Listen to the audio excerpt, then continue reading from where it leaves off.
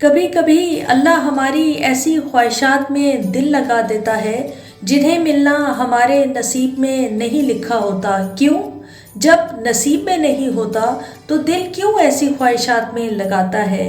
کیوں اس چیز کو ہم سے اتنے فاصلے پر رکھ دیتا ہے کہ جتنا اسے پانے کی دعائیں کرتے ہیں وہ اتنی ہی دور لگتی محسوس ہوتی ہے؟ کیونکہ اللہ تعالیٰ تمہیں اس مقام تک لانا چاہتا ہے جہاں اس کے محبوب بندے ہوتے ہیں۔ وہ مقام جہاں تک سب کی رسائی نہیں، وہ مقام جہاں تمہارا صبر، تمہارا توکل، تمہارے آنسو، تمہارے سجدے اور تمہاری عبادتیں اس کا پیارا بناتی ہیں۔ ہر کوئی تو اس کا پیارا نہیں ہوتا، تب اپنے لیے مانگتے مانگتے تم اس راستے کو چل پڑتے ہو جس کے آخر میں وہ تمہارا منتظر ہوتا ہے۔ تم نے دعا مانگی، تمہیں لگ رہا ہے کہ قبول ہو چکی ہوگی یا نہیں، مگر اللہ تعالیٰ کبھی بھی تمہاری نہ سن کر تمہیں تکلیف میں ڈالتا ہی اس لیے ہے کہ وہ تکلیف ایک وجہ ہوتی ہے اللہ کی طرف سے جو تمہیں صبر کرنے کا حوصلہ دیتی ہے، اور یہی تمہاری دعاؤں کی قبولیت ہے، یہی التجاؤں کا جواب ہے، اللہ کا جواب۔ اور وہ بھی یہی چاہتا ہے، وہ بھی تمہیں دینے کے لیے راضی ہے، وہ بس تمہیں سننا چاہتا ہے بار بار، کیونکہ تمہارا اس کو بلانا اچھا لگتا ہے۔ اس لیے یہ وقت آزمائش کا ہے، تمہاری آنکھیں راتوں کو گیلی ہوں گی، دل ہزار بار ٹوٹے گا، صبر آزمایا جائے گا، امتحان میں ڈالا جائے گا، لیکن یہ وقت بھی گزر جائے گا۔ ہر مشکل کے ساتھ آسانی ہے، تو یہ مشکل بس تھوڑی ہی دیر باقی رہ گئی۔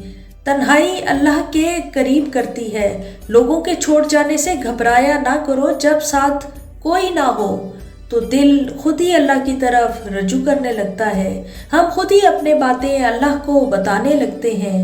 وہ آنسو جو دن بھر روک کر رکھے ہوئے ہوتے ہیں، رات کو اللہ کو اپنی کہانی سناتے وقت بہنے لگتے ہیں۔ اسی لیے خود کو تنہا محسوس مت کرو، اللہ ہے نا، اور وہ تمہاری تنہائی کا سکون ہے۔ اللہ کے فیصلوں پر بھروسہ کرنا سیکھو۔ کچھ پریشان کر رہا ہے، اداس ہو تو ایک بار اللہ سے بول کر دیکھو، اسے بتاؤ اور اس کے ساتھ مشورہ کرو، اس سے دعا مانگو، پھر اپنے دل سے یہ خوف نکال دو کہ کیا ہوگا اور کیا نہیں، جو بھی ہوگا بہترین ہوگا، اور اسے ہی توکل کہتے ہیں۔ اور جب توکل اتنا مضبوط ہو جائے تبھی معجزے ہوا کرتے ہیں، بس تمہیں اپنے معجزے کا انتظار کرنا ہے، یہی توکل ہے۔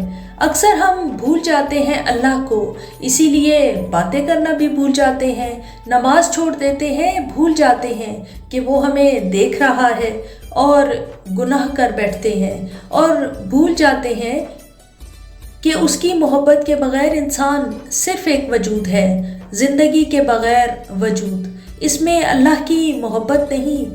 ہم بھول جاتے ہیں اس کی رحمت کی چادر کو، مگر وہ نہیں بھولتا، اس کو تمہارے گناہوں سے بھی فرق نہیں پڑتا۔ اگر ایک بار تم اس کی جانب لوٹ جاؤ تو آسمانوں کی اونچائی تک بھی گناہ ہو پر اس کے پاس جاؤ نہ، تو کیا تم جانتے ہو کہ وہ اللہ جو بڑے بڑے سمندروں کا مالک ہے، اس کو بنانے والا ہے، لیکن محبت وہ اللہ انسان کے ایک آنسو سے کرتا ہے، اس آنسو کے ایک قطرے کے بدلے ہی معاف کر دیتا ہے، بھلا دیتا ہے، مگر محبت کرنا نہیں چھوڑتا۔ ایسی محبت کرتا ہے وہ۔